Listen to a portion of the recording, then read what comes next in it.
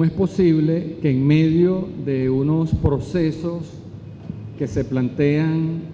la soberanía productiva de nuestros países, que se plantean la transformación estructural de nuestras economías, que se plantean, que tienen como objetivo, como meta, superar esa larga dependencia de las actividades primarias, de las actividades extractivas, justamente en una época como esta, ¿no?, que ha sido la época estelar, ¿no?, de los gobiernos de izquierda, de los gobiernos progresistas y de los gobiernos revolucionarios en América Latina, se esté dando este fenómeno, ¿no?, donde las actividades primarias, las actividades extractivas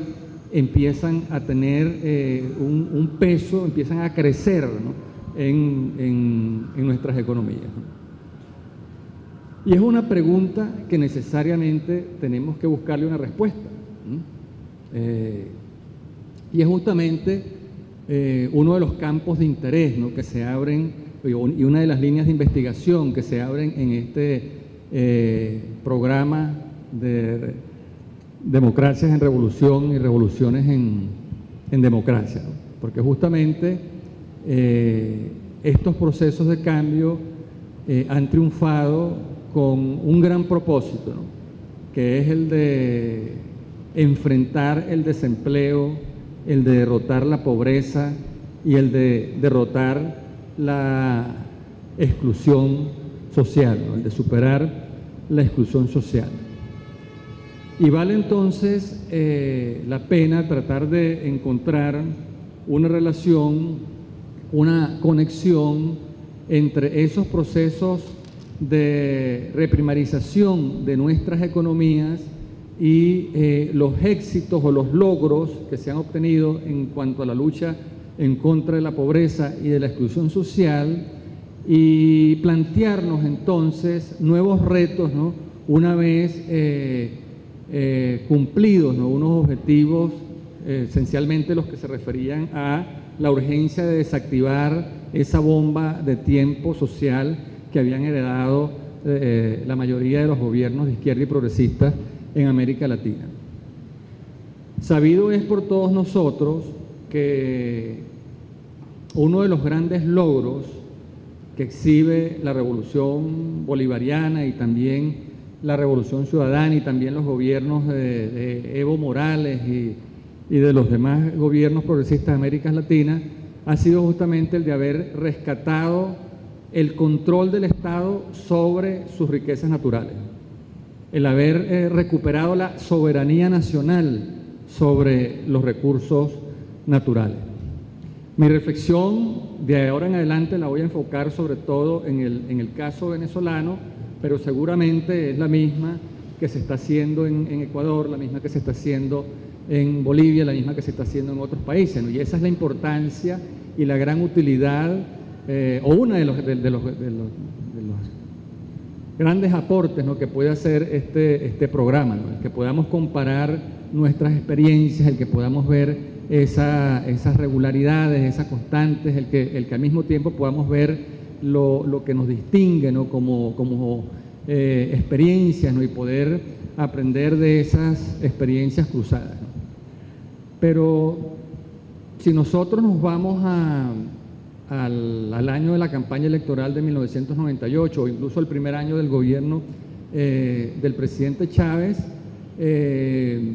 la situación era, ¿no?, de un proceso de privatización de las empresas básicas que estaba en curso, de un proceso de privatización de la salud, de la educación, de exclusión de la mayoría de la población de las actividades que tienen que ver con el desarrollo cultural, con el desarrollo humano integral. El petróleo no alcanzaba para pagar, para poder cubrir, ¿no?, todas esas necesidades. Se empieza a dar un proceso, ¿no?, de, como lo decía antes, de reivindicación, ¿no?, de la soberanía nacional sobre los recursos naturales, en el caso venezolano sobre el petróleo. Se empiezan a promover, ¿no?, un conjunto de estrategias para lograr, entre otras cosas, que la OPEP pudiera rescatar la disciplina de cuotas que prácticamente estaba rota, porque estaba destrozada. Y recordamos nosotros que en el año 2000 se realizó aquí en Venezuela la segunda cumbre de jefes de Estado y de gobierno de la OPEP. O sea, en toda su historia de la organización apenas se haya realizado una cumbre de jefes de Estado y de gobierno. La segunda se viene a realizar aquí en Venezuela y en ese momento, ¿no?, en esa cumbre, se pudo construir un acuerdo muy exitoso entre todos los jefes de Estado y de gobierno, donde se convino en retomar la disciplina de cuotas, ¿no? Y eso retiró un volumen importante de petróleo y en aquel momento la aspiración era de lograr una cotización de los crudos que pudiera fluctuar entre una banda, ¿no?, de $10 como mínimo, y ojalá se pudiera llegar a los $20. Por supuesto, para los países exportadores de petróleo, lo más importante era que los precios se empezaran a recuperar y que nos acercáramos a los $20 por barril, porque se consideraba que ese era el precio justo, ¿no?, para un recurso que una vez que se saca del subsuelo no se puede reponer, ¿no?, que queda liquidado. Esa estrategia, ¿no?, fue tan exitosa que no es que se llegó a los $20 por barril, es que se llegó a perforar, ¿no?, la barrera, el umbral de los $100 por barril. Y eso, por supuesto, significó entonces una recuperación significativa del ingreso rentístico del país. Y todo aquel discurso entonces que se nos había vendido a finales de los años 90, ¿no?, de que Venezuela tenía sus días contados como país rentista, que Venezuela tenía que apresurarse a vender las reservas que tenía en su subsuelo, porque de lo contrario nadie se las iba a comprar, porque eso iba a ser sustituido, ¿no?, por las nuevas fuentes de energía, que el carro eléctrico dentro de semanas lo íbamos a encontrar en las agencias, ¿no?, y que eso iba a significar entonces un duro golpe para la refinación de petróleo y para la venta de gasolina. Resulta que esa amenaza nunca se dio y ocurrió más bien todo lo contrario. Es decir, de aquella profecía del desastre, ¿no?, donde le estábamos diciendo adiós al petróleo, ¿no?, y adiós a la Venezuela rentista, se da un proceso contrario donde, gracias en gran medida a esa política petrolera internacional, a la reestructuración y recomposición de la OPEP, los países entonces, y en este caso Venezuela, empieza a recibir un ingreso rentístico cada vez mayor. Y renta que en gran medida empezó a ser utilizada justamente para financiar la política social, ¿no?, para financiar los programas sociales, ¿no?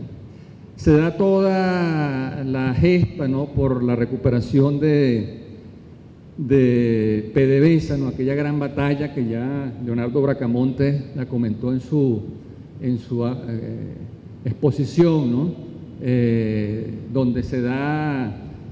una cruenta batalla, ¿no?, que significó, además de la pérdida de vidas humanas, bueno, un golpe de Estado que no fue que hizo tambalear al gobierno del presidente Chávez, sino que prácticamente lo derrotó, ¿no? O sea, durante 2 días el presidente Chávez estuvo fuera del poder, pero eso permitió el control de la principal industria del país y sobre todo le abrió camino a la revisión de toda una serie de contratos que se habían firmado antes, ¿no?, en la época de la apertura petrolera, donde en la idea del libreto neoliberal que planteaba que a las corporaciones transnacionales, para poderlas atraer a que vinieran al país, había que darle toda clase de incentivos fiscales, ¿no?, de incentivos en términos de exoneración de impuestos sobre la renta, exenciones del impuesto al valor agregado, minimización de las regalías, ¿no? Esos contratos habían sido firmados de una forma tal que el país prácticamente renunciaba a cobrar renta alguna por la liquidación de ese activo. Recordemos que en esos contratos la regalía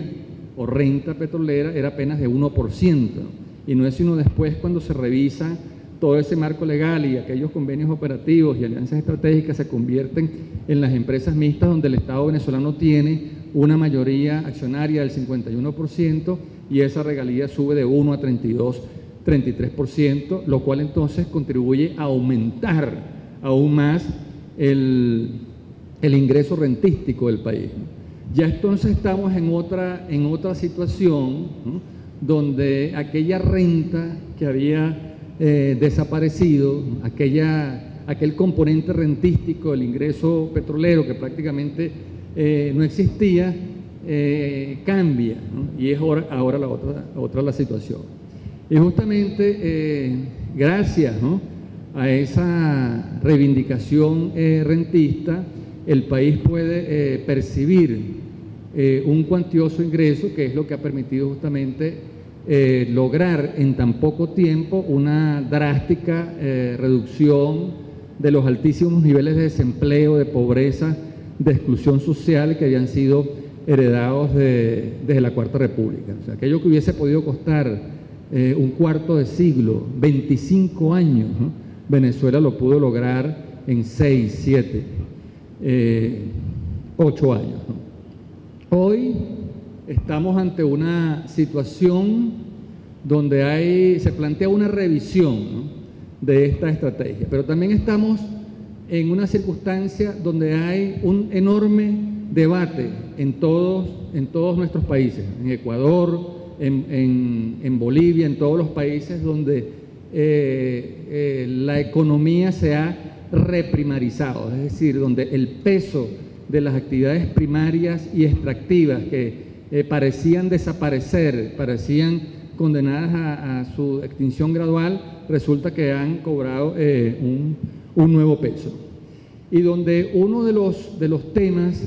que se plantean de cara al futuro en relación con lo que deberíamos hacer en adelante es justamente cómo aprovechar las fortalezas y las ventajas que nuestras economías tienen en términos de dotación de gas, minerales, petróleos, recursos naturales, sin quedar atrapados, ¿no?, en ese círculo vicioso de una actividad primaria que nos condena entonces a ser los eternos proveedores de materias primas y de insumos básicos, ¿no?, a los grandes centros industrializados que luego los transforman, les agregan valor y nos venden entonces los productos, ¿no?, que perfectamente nosotros pudiéramos fabricar o elaborar en el país para poder sustituir ese enorme volumen de importaciones que aún hacemos, poder generar nuevas fuentes alternas de divisas a través también de la diversificación de las exportaciones más allá de las exportaciones tradicionales de productos primarios. Nuestros países siguen siendo países ricos, muy ricos en materias primas, en recursos naturales, ¿no?, pero a su vez muy débiles, muy pobres en capacidades tecnológicas, ¿no?, en capacidades innovativas para poder transformar esa enorme riqueza. Nosotros seguimos exportando petróleo para importar derivados de petróleo. Nosotros, en el caso concreto de Venezuela, seguimos exportando aluminio e importamos ollas de aluminio, rines de aluminio, perfiles de aluminio, ¿no? ¿Cuáles son entonces los retos que debemos encarar para que este uso que hemos hecho de los recursos naturales en función de poder lograr de manera acelerada la reducción de esos flagelos sociales que heredamos, no se nos conviertan entonces en una arena movediza, ¿no?, en una trampa, en un círculo vicioso del cual no podemos salir? Porque ese es uno de los grandes debates de hoy en día. Ese debate que se ha se ha conceptualizado como la práctica neoextractivista, ¿no? Muchos de nuestros gobiernos, ¿no? Porque esa es la calificación que se le da o que se nos da, pues, ¿no? De cómo con el argumento, ¿no? De utilizar los recursos naturales para enfrentar esos flagelos sociales de hambre, de pobreza, de exclusión, entonces estamos prolongando la vida de un modelo que nos condena a ser los eternos países subdesarrollados, los eternos países proveedores de materias primas de los grandes centros, ¿no? Y es aquí entonces donde se nos plantea el necesario balance que debemos saber construir. Porque no se trata de que a nombre de un antiextractivismo, ¿no? O de un planteamiento que pudiera lucir, digo, no solamente ingenuo, sino hasta irresponsable, dejemos de aprovechar racionalmente nuestra riqueza de recursos para poder encarar la enorme cantidad de problemas sociales que tienen nuestros pueblos, que padecen nuestros pueblos, ¿no? Pero al mismo tiempo no quedarnos anclados y poder buscar las soluciones estructurales, ¿no? Que permitan habilitar a toda nuestra gente que estaba en condiciones de exclusión social y que vienen siendo sacadas de la pobreza justamente gracias a la distribución de la renta, ¿no? Cómo habilitarlas, ¿no? Para su inserción en la actividad productiva. Y por eso entonces el nombre de la reflexión de hoy, pues, ¿no? Cómo transformar ese capitalismo rentístico e importador en un nuevo modelo productivo, socialista y exportador que esté mayoritariamente bajo el control de los trabajadores, de las trabajadoras directas y de la comunidad organizada, para no reeditar, para no repetir el intento fallido de construir el socialismo basado en la propiedad estatal total y absoluta sobre todos los medios de producción, de distribución, de comercialización, que fue justamente el modelo que se desplegó en el siglo XX,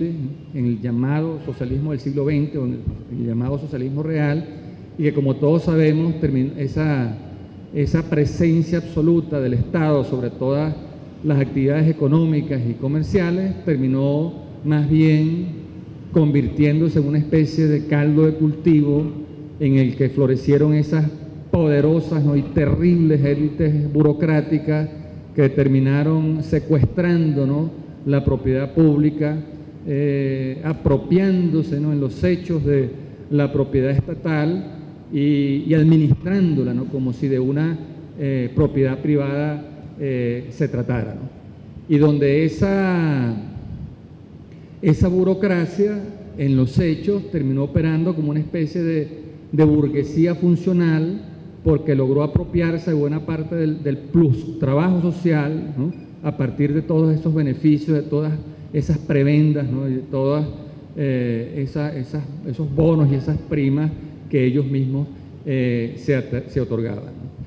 Ante las lecciones, ¿no? Que nos deja el intento fallido de construir el socialismo en el siglo XX, ¿qué podemos aprender? ¿Qué podemos aprender incluso de nuestras propias experiencias en nuestros países, ¿no? La propia crítica que se hace en el marco de nuestros procesos de transformación y de cambio, de cómo los sectores económicos de siempre, los grupos que tradicionalmente controlaron el poder político a través del poder económico e incluso los nuevos poderes emergentes en el campo de la economía también han logrado captarnos, o también han logrado una distribución de esa renta que les resulta muy favorable, porque hay allí una diferencia esencial, ¿no?, entre lo que es ese capitalismo clásico, ese capitalismo normal, ¿no?, que ha sido analizado, descrito, estudiado por los clásicos, ¿no?, y el capitalismo rentístico venezolano, ¿no? Porque ese capitalismo clásico, los procesos de acumulación se basan en la expropiación del plus trabajo, ¿no?, del obrero, ¿no? Ese fruto del trabajo que no es remunerado es el que termina siendo la esencia de la ganancia, que es la fuente de los procesos de acumulación. Entonces, en esos países que no tienen un peso tan importante de un ingreso que viene de la explotación de un recurso natural, la fuente de los procesos de expansión del capital, de crecimiento del capital, se dan a punta de acentuar y de incrementar la explotación del factor trabajo, pues, ¿no?, de las bases de trabajadores. En un país rentista como Venezuela, los procesos de acumulación originaria no se dan así. O sea, en países como Venezuela,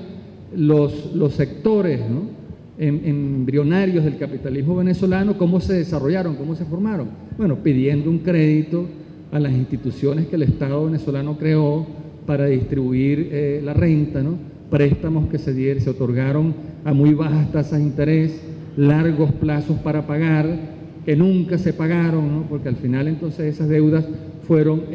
condonadas, y así se fue conformando, ¿no?, un sector capitalista que medró de la renta, ¿no?, que succionó la renta petrolera, ¿no?, y donde su gran propósito y su gran objetivo ha sido controlar el Estado para poder controlar la renta, ¿no? Y esa es una situación que todavía la vemos, ¿no?, cuando nuestros líderes, ¿no?, critican el cadivismo, ¿no?, o critican el sencoesismo, ¿no?, como ese afán, ¿no?, de los grupos económicos, ¿no?, que llegan a una reunión con los representantes del gobierno y lo único que hacen es reclamar y pedir los dólares, ¿no?, baratos, para ver de qué manera los venden caros. Ahí nosotros estamos en presencia del fenómeno rentístico en su máxima expresión. En días pasados veía el planteamiento que hacía la Asociación Venezolana de Exportadores, ¿no?, la AVEX, que le planteaban al gobierno que los exportadores deberían ser autorizados a vender todo su ingreso en divisas en el SICAD 2, ¿no? Y ustedes saben que en el SICAD 2 cada dólar se vende a 50 bolívares, ¿no? En el SICAD 1 se vende a 10, 11 bolívares, y en Sencoex se compran los dólares a solo 6, 30 bolívares. Bueno, esta Asociación Venezolana de Exportadores le planteaba al gobierno que para estimular las exportaciones privadas, para estimular la diversificación del aparato productivo nacional, para romper con la dependencia petrolera, se les autorizara a ellos a vender todo su ingreso en divisas a 50. Lo que no dicen es que esas exportaciones tienen un altísimo componente importado, son partes, piezas, ¿no?, que traen aquí, las arman, ¿no?, les aprietan las tuercas, los tornillos, la meten en una cajita que es quizás lo único venezolano que tiene, Esas importaciones de esos componentes las hacen con dólares a 6.30, que se los dan a los sumo dólares que compran en SICAD 1 a 10, y entonces luego quieren vender esos mismos dólares que compraron a 6.30 o que compraron a 10, los quieren entonces vender a 50 en el SICAD 2. Bueno, así cualquiera se hace millardario de un mes para otro. Así no hay ningún incentivo a la transformación estructural de ese capitalismo rentístico en ese nuevo modelo productivo exportador, ¿no? Y si se le hace el juego, ¿no?, a ese tipo de peticiones, es decir, difícilmente vamos a crear entonces las condiciones para impulsar ese proceso de transformación. ¿Qué hacer entonces, no? ¿Qué hacer cuando el peso de la cultura rentística nos marca todavía de una manera tan fuerte, ¿no? ¿Qué hacer para transformar esa cultura rentística que espera recibir ingresos que no son fruto del trabajo por una cultura sustentada en el valor del trabajo, del esfuerzo productivo? Porque fíjense ustedes, incluso el propio debate que se está dando en Venezuela, ahora reciente, a partir de todo el relanzamiento de las misiones, el repensar de las misiones y de la revisión del relanzamiento de las misiones sociales. O sea, se está planteando, o sea, hasta qué punto, una vez que se ha logrado bajar la pobreza a los niveles en que se ha podido bajar, ¿no?, en momentos en los cuales aquella bomba de tiempo social que se recibió cuando comenzó este proceso de cambio, donde hoy los indicadores son otros, ¿no?, pero donde en aquel momento había necesidad, ¿no?, de desplegar toda una política social que muchas veces fue de carácter asistencialista y de carácter compensatorio, porque se basó justamente en asignaciones que no estaban asociadas al esfuerzo productivo, ¿no? Se plantea entonces ahora una nueva etapa, ¿no?, donde esas asignaciones deberían estar asociadas o bien al esfuerzo productivo o bien a la mejora de los niveles de educación y de capacitación. Porque en las revisiones que se hacen, entonces resulta que hay beneficiarios de las asignaciones que tienen 5 o 6 años recibiendo la beca, pero entonces empezaron la misión Robinson, pero no terminaron la educación primaria, o no se incorporaron luego a la misión Sucre, o no se vincularon ni a la misión Vuelvan Caras primero, ni a la misión Che Guevara después, ni a la misión Saber y Trabajo ahora. Entonces, como en la revisión autocrítica, ¿no?, muchas veces la manera como se hacen uso de esos recursos termina generando un efecto no deseado, un efecto secundario que no se quiere, que incluso llega a entrar en contradicción, ¿no?, con los propósitos, ¿no?, de transformar esa cultura rentista en una cultura del trabajo, toda vez que esa cultura termina reproduciéndose y prolongándose justamente en la medida que se mantienen, ¿no?, esas asignaciones que no son fruto del trabajo. Entonces, es allí uno de los grandes desafíos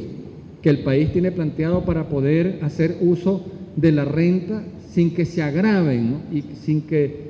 se empeoren, ¿no?, esos rasgos negativos que tiene una economía y una sociedad rentista en sí misma. Entonces, allí hay uno de esos retos. Nosotros nos hemos planteado el plan de la patria, ¿no? Allí está nuestra hoja de vuelo, nuestra ruta de vuelo, y hay tensiones, ¿no? Hay contradicciones también dentro de los propósitos a largo plazo y la situación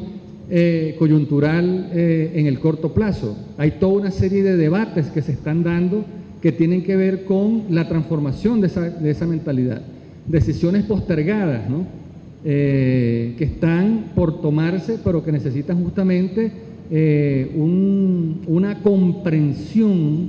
de nuestra población para que puedan acompañar la medida sin que se convierta ella en un detonante de tensiones y de conflictos, ¿no? Quizás el caso más emblemático de todos es lo que pasa con la gasolina como expresión de la cultura rentística, ¿no? Y cómo lo que durante mucho tiempo se ha presentado como una medida para favorecer a la inmensa mayoría de la población, ¿no?, como una medida que se basa justamente en ese enorme subsidio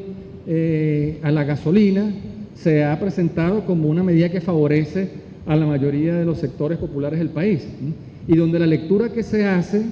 de cualquier intento por sincerar el precio de la gasolina es que sería una medida antipopular que afectaría a la mayoría de la población, y entonces eso significaría un detonante, ¿no?, de un conflicto social semejante al que se dio en Venezuela en 1989, que fue también prácticamente el germen, ¿no?, de la revolución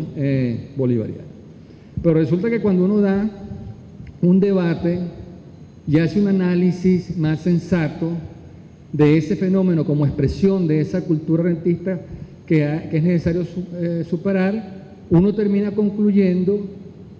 que lo realmente antipopular, que lo realmente reaccionario no es aumentar el precio de la gasolina,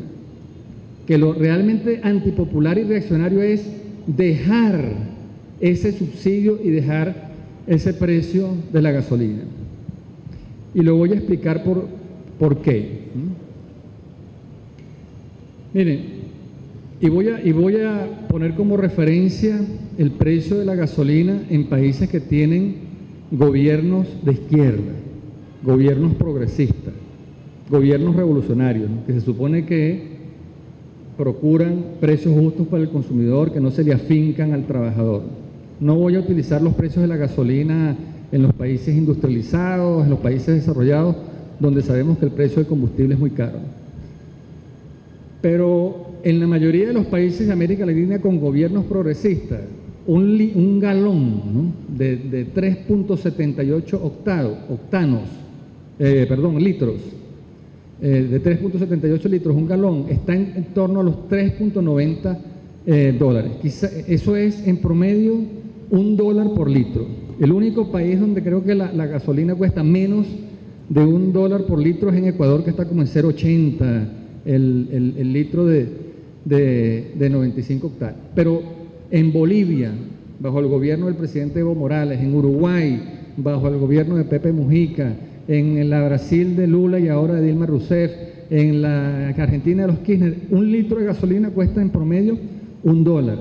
y se considera un precio justo.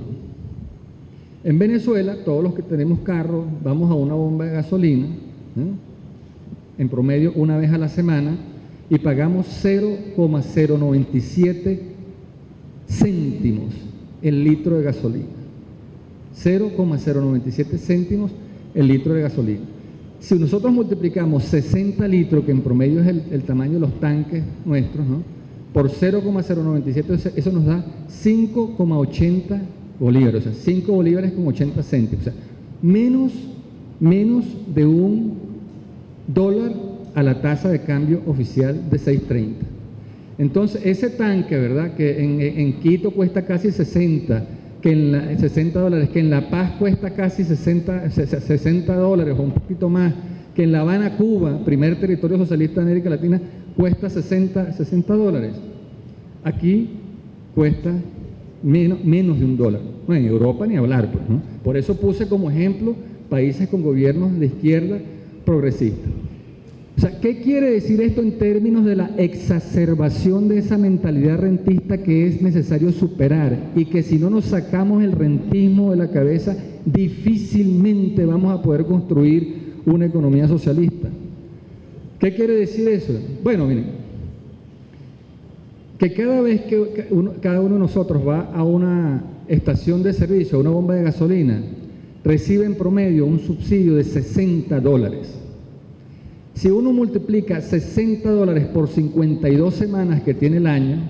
suponiendo que en promedio uno va al menos una vez a la semana a la bomba, hay quienes van 2 veces, pero en promedio una vez a la semana, si uno multiplica 60 litros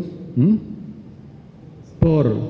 $60 de subsidio semanal por 52 semanas, eso da $3.120 de subsidio que recibimos los que tenemos carro. Pero el que no tiene carro, el ciudadano de a pie, el más pobre, que nunca va a una bomba de gasolina a reponer el tanque, no se beneficia para nada de ese subsidio. Ya quisiera él recibir un bono de transporte equivalente a $3.120 al año. Entonces, es falso de toda falsedad que una medida para combatir la mentalidad rentista, como es la de sincerar el precio de la gasolina, sea una medida antipopular. Lo antipopular, como decía antes, es mantener el subsidio. Si uno multiplica esos $3.120 que recibe cada vehículo por los 4 millones de carros que, según el estudio del parque automotor del INE, circulan en Venezuela, eso da más de $12.000 millones anuales de subsidio que recibe la minoría que tiene carro, mientras que la mayoría que no tiene carro no se beneficia para nada de ese subsidio. Y estoy hablando de una cifra anual. Entonces, imagínense ustedes el acelerón, la acelerada que nosotros le daríamos a este proceso de transformación y cambio revolucionario si esos 12.000 millones de bolívares, que son un subsidio regresivo que favorece sobre todo a los que más tienen y sobre todo a las familias esas que tienen 3 y 4 carros de alta cilindrada, imagínense ustedes si esos 12.000 millones de dólares se utilizaran para aumentar el sueldo de los maestros de primaria, o para aumentar el sueldo de los profesores de educación media, o para aumentar los sueldos de los profesores universitarios, o para aumentar el sueldo de los médicos, o para aumentar el sueldo de los policías, de los agentes de seguridad. Bueno, entonces, si queremos educación de estándares internacionales, si queremos salud de estándares internacionales, si queremos seguridad de estándares internacionales, un principio socialista tiene que ser una distribución progresiva del ingreso. Tiene que ser un principio de distribución progresiva de la renta. Y pongo sencillamente esta reflexión porque es muy emblemática, es muy clara de la larga lista de asuntos que nosotros necesariamente tenemos que abordar, tenemos que encarar con mucha franqueza y con mucha sinceridad. Porque es muy fácil seguir defendiendo la naturaleza rentista de esta distribución diciendo, bueno, pues es que nosotros somos un país petrolero. Y si somos un país petrolero, bueno, aquí la gasolina tiene que ser así de barata, pues, ¿y por qué tiene que ser por qué la tienen que subir de precio? Y entonces despachamos una discusión que a final de cuentas termina generando tremendos desajustes y tremendas contradicciones, ¿no? Una de ellas con el propio Plan de la Patria. O sea, el objetivo 5 del Plan de la Patria que nos plantea, o sea, la defensa, ¿no?, de la especie humana, la defensa del planeta, pues, ¿no? Y resulta que por el uso irracional, por el derroche que genera, el derroche de gasolina que genera su bajo precio, la mayoría de las ciudades de Venezuela emiten un 40% más de gases de efecto invernadero que el resto de las ciudades de América Latina. Entonces, por un lado nosotros nos estamos planteando como objetivo, ¿no?, la defensa del planeta, ¿no?, la defensa de los seres humanos, pero por otro lado entonces tenemos que atacar para ser consecuentes con esto esa distorsión que hay allí. Porque no es solamente eso, es el problema que hay con las calles, ¿no?, que se deterioran por el exceso de circulación, es el colapso del tráfico, ¿no?, en la mayoría de nuestras ciudades, que hace perder millones de horas de trabajo anual, y por supuesto se castiga la productividad, castiga la producción, castiga, desmejora, ¿no?, los índices de escasez. Entonces vean ustedes cómo cuando nosotros hablamos de la transformación de esa economía rentística e importadora, como nosotros cuando hablamos de la transformación de ese capitalismo rentístico e importador en un nuevo modelo productivo socialista y exportador, ese no es un asunto que se queda por allá en el ejercicio de los grandes agregados macroeconómicos, ¿no?, y en toda esa gimnasia mental y esos trapecios en el cielo que solemos hacer los economistas, ¿no?, sino que tiene mucho que ver con una realidad cotidiana y que se puede ayudar a resolver desde nuestros espacios, y que todos nosotros tenemos mucho que hacer y mucho que contribuir para poder impulsar esta transformación. Porque si queremos efectivamente avanzar en la construcción socialista, tenemos que sentirnos como constructores, ¿no? Y eso pasa por asumir una corresponsabilidad en el proceso de transformación. Porque hasta ahora todo ha sido muy impulsado, muy motorizado por la distribución o el reparto que se haga de la renta. O sea, todos nosotros pugnamos de alguna manera, pujamos de alguna manera, ¿no?, por que nos caiga nuestra gotica de petróleo, como se dice. Y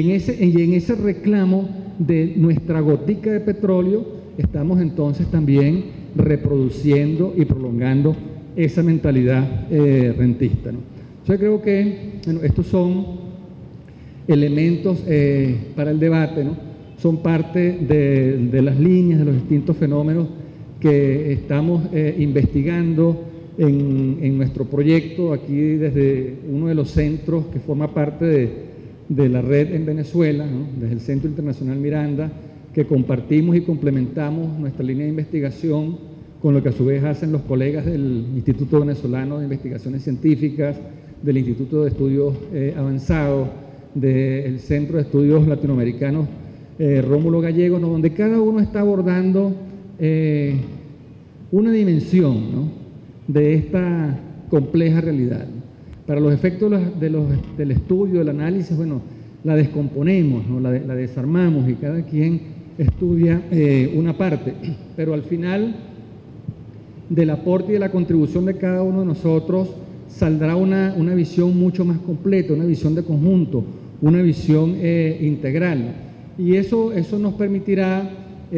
fortalecer nuestra capacidad de diálogo con las experiencias de Ecuador, con las experiencias de Bolivia, que como bien lo explicaba Ramón Torres Galarza esta mañana, tienen como común, bueno, que surgieron de procesos constituyentes, ¿no?, que siguieron una sucesión de eventos muy parecidos, ¿no?, que se diferencian de los otros casos de Argentina, Brasil, de Uruguay, de Nicaragua, de Cuba, pero donde en todos hay un factor común, ¿no?, y es que las revoluciones auténticas no las hacen los gobiernos constituidos. Las revoluciones auténticas las hacen los pueblos constituyentes, ¿no?, los pueblos que construyen, los pueblos que van diseñando y armando sus propias soluciones, ¿no? De eso se trata. Nuestra fuente de información son estos encuentros, estos conversatorios, estos debates. Esperamos dar una contribución que sea útil, ¿no?, a la mejor comprensión del proceso revolucionario que se vive en Venezuela, que los hallazgos que hagamos, que la información y el conocimiento que generemos sea útil, ¿no?, para la revisión, el diseño, el relanzamiento, no solo de las políticas públicas, sino también de las estrategias de organización social, ¿no? Y aquí debemos reconocer el tremendo liderazgo que le ha puesto a este esfuerzo nuestro camarada y amigo, embajador Ramón Torres Galarza, quien no solamente le ha hecho seguimiento, ¿no?, a que nosotros nos organicemos en Venezuela, sino que muchas veces lo que ha hecho es un trabajo de perseguimiento, ¿no?, para que no desmayemos en nuestra